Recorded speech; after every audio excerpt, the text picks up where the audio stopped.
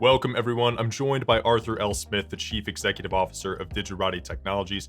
Art has held various positions within the company, including Chairman, CEO, and President of the company's international subsidiary, which reached $615 million in market value on the Amex under the symbol AI. Art is also the co-founder and former chairman of GlobalScape Incorporated, trading on the NYSE under GSB, a leading provider of internet-based information exchange solutions and former wholly owned subsidiary of Digerati.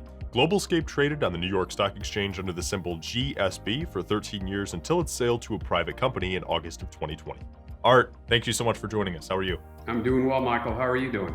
Doing very well, Art. It's an absolute pleasure to have you on. We've got a couple of really exciting things we want to talk to you about today, but I'd like to start with just the exponential growth in the addressable market for Digerati. Can you give us a brief background of the company and that addressable market you guys are focused on and where you see the biggest growth taking place? Yeah, absolutely, Michael. So we've gone from 200,000 in annual revenue back in fiscal year 2017 to a current run rate of annualized revenue that's 15 million. Again, on an annual basis, it's all recurring revenue from business customers that we serve primarily in Texas and in Florida, but we have customers throughout the United States. We're very fortunate to be participating in a market that's growing at a very rapid pace. And just to describe what we do briefly, we're a UCaaS provider, which is Unified Communications as a Service. Essentially, we provide any type of telecom service over the broadband connections that our business customers have. So we're able to provide any type of telecom solution, whether it's an application for a call center, or whether it's just basic telephony, or whether it's integration with Microsoft Teams as an example. We can be the telco engine behind Microsoft Teams and other solutions like NetSuite. The market we serve, as I mentioned, is actually growing at a rapid pace. And this has a lot to do with the migration that businesses are undergoing from the traditional telecom network to the cloud-based communication network, that is where we come in. That market's expected to grow from a current value of about 38 billion to about 169 billion over the next 7 years. So you can see there's a lot of opportunity on a global basis. We're also participating in a market or a landscape that's very fragmented, right? There's a lot of providers, I say local, regional providers like us that do what we do, but that have excelled at serving a local market or a regional market in a specific geographic area of the United States. As I mentioned, we're primarily in Texas and in Florida, two very pro-business states that are growing rapidly. I think you've probably read and heard about businesses moving to Texas, businesses moving to Florida. That's good for us. And so we're very fortunate to be participating not only geographically in a market that's pro-business and growing, but also at a macro level in a global market that's expected to grow again from 38 billion to 169 billion over the next 7 years. And again, in a fragmented market like I described, we have a lot of acquisition opportunities. And if you may be aware that we've completed 4 acquisitions over the last three and a half years, and we're working on others. Wonderful. Great start there, Art, and a really good background, I think, to some of the other ways that we can talk about how you address this market in such a highly fragmented manner. But take us through your fundamentals a little bit. You've got very clean, very clear fundamentals. How important is that in your business model and in addressing this highly fragmented market, which can obviously be a very interesting space? It's very important, Michael. So when you talk about fundamentals, our business model is very straightforward. There's no rocket science involved here, especially when you look at our acquisitions, right? The companies we're acquiring are, again, local, regional providers, smaller providers, anywhere between 2 million in annual revenue to 10 million in annual revenue, that have excelled at serving their business customer in their local or regional market with UCaaS services or cloud communication services, right?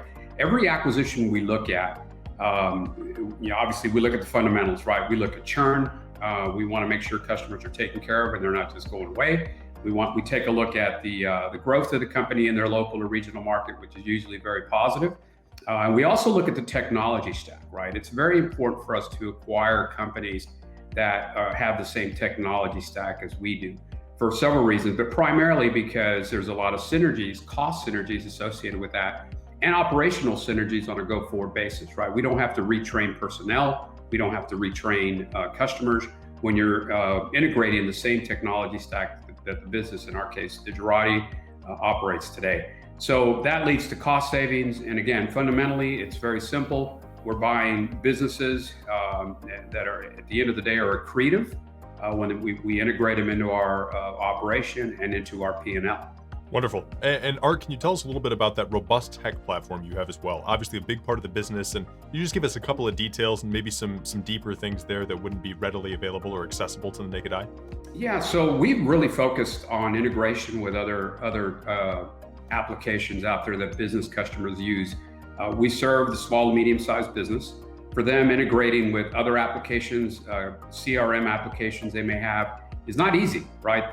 They're not like a Fortune 500 or Fortune 1000 company that has an army of IT people and software developers that they can, throw at a project to get it done, right? To get it integrated.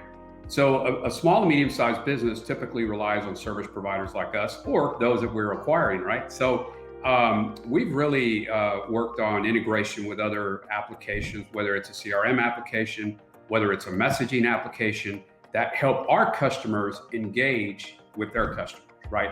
That helps us because it creates a lot of stickiness, but it also extends the capability of our platform, if you think about it, right? So again, it's not just plain vanilla cloud communications, just making calls from point A to point B. That's a big part of it. We provide a very reliable service when customers want to do that. It's a high quality service, but integration with other systems bring a lot of value, make it more robust. We also deliver digital oxygen in some areas of markets we serve, like Southwest Florida. And what I mean by that is we provide a broadband solution to that business customer, right? And that's part of our network, that's part of our platform. And at the end of the day, every business out there that's moving to the cloud needs a reliable broadband connection, right? That digital oxygen needs to be delivered 24/7, right? Because they're out of business when they lose their digital oxygen. We come in and help with that as well. We've got a lot of happy customers, satisfied customers, where we provide that through fiber connectivity as well as redundancy via a mobile broadband solution. That's also part of what we offer to our customers, in addition to the traditional, or not, I shouldn't say traditional, but in addition to our fundamental UCaaS solution or cloud communication solution. Wonderful. And Art, one more thing as we kind of close things out here. Your leadership team is very, very important to this business. Well-seasoned, great track record. How important is it to have these wonderful leaders and people as a part of your leadership team running this company to both your client base and also your long-term business plans looking into the future? Well, my team is the most important asset we have, right? And it starts at the top with our management team, our executive management team. I've got a very diverse but very experienced management team. I like to say we're all telecom veterans that have moved into the cloud. And some of what we do is just very fundamental, back to what you said earlier about clean and straightforward fundamentals in the business.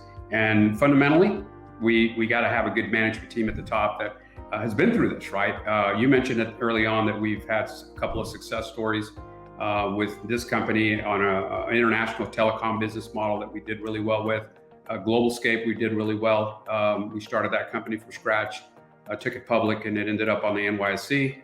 Recently, about 8 months ago, it sold privately for about $240 million in cash. But again, that was a great success story for us, and of course here in the business community of San Antonio.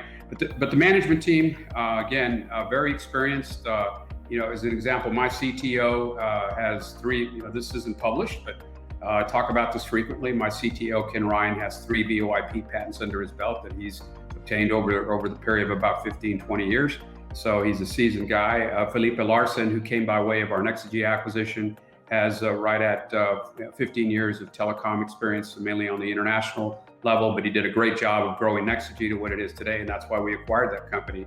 My CFO, Antonio Estrada, has been working with me for a little over, 20 years. Seasoned, understands the public markets really well. Obviously, we're a public company, and he's the kind of CFO we need to take this company to the next level. Again, part of that corporate development strategy, you may have read this in some of our information, is to uplist the company to NASDAQ or NYSE American, and I need a solid team at the executive level and throughout the organization to get that accomplished. Wonderful. Arthur L. Smith, Chief Executive Officer and founder of Digerati Technologies. You've got the people, you've got the processes, and clearly the tools and the systems down to make a difference in your space. Looking forward to seeing continued success. Thank you for joining us today. Thank you, Michael.